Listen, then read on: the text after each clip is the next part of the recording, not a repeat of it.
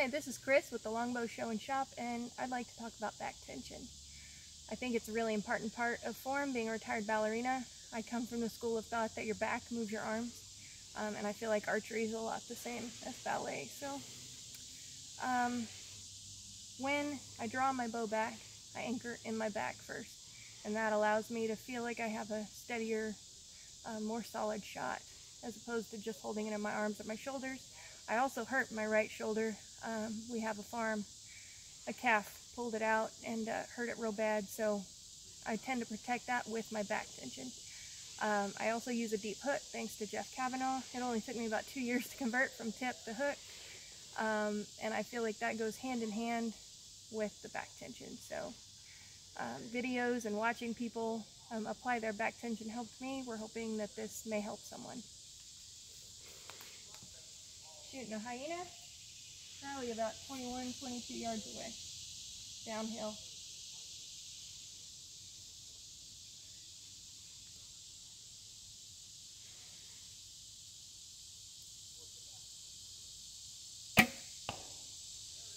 Okay, that was a pretty good shot. It's probably a high 10, maybe an 8. Shoot it again so you can see the back tension. Let's talk about what muscles you're using in your back and how that translates as you draw. Well, for hunters, which we're hunters, I'm using my back straps. So right about here and right about here. My shoulders are here, then my back comes down to kind of make a V with those muscles right inside my scapula, and then it continues down my back straps to about here. I feel the tension to about here. So you're drawing all the way down to just above the bottom of your back. Yes, absolutely.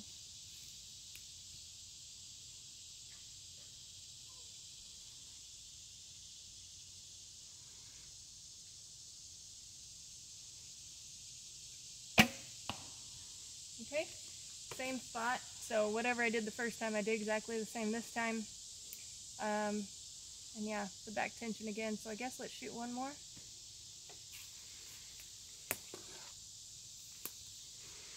So are you preloading your back with any type of muscle memory before the shot? Does it active with a push-pull?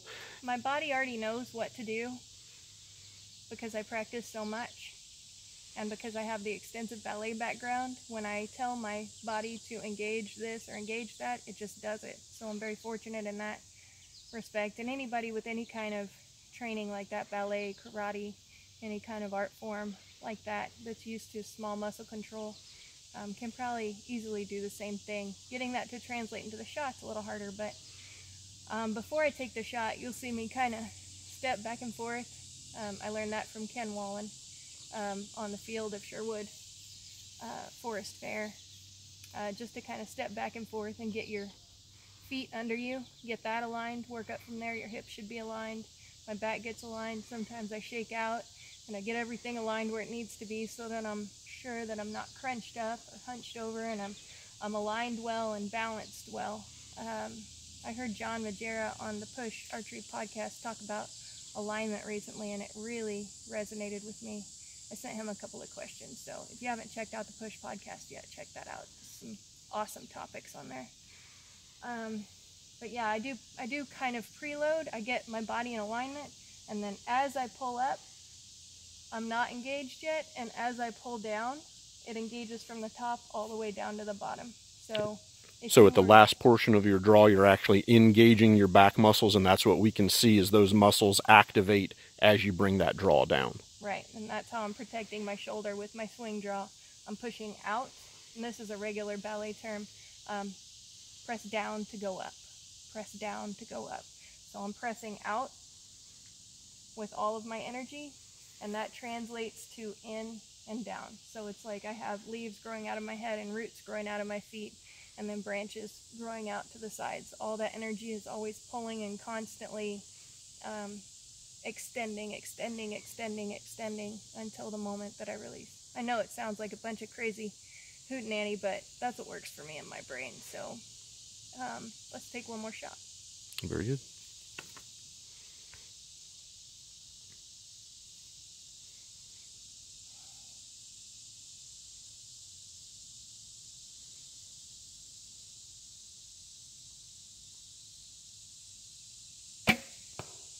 there's always that one arrow that hates you. The line was decent, but I would have preferred a little lower elevation. So well, let's go take check it out.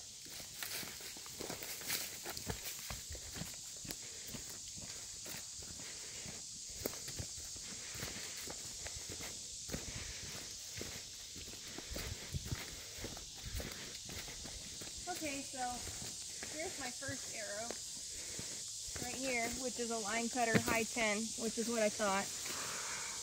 Here's my second arrow, which is proximal to this, so I'm not terribly unhappy about that. Of course, I wish it were lower, but the form I feel was good, and it was just probably a gap situation. This target's slightly tilted forward, there's a little berm, it's downhill.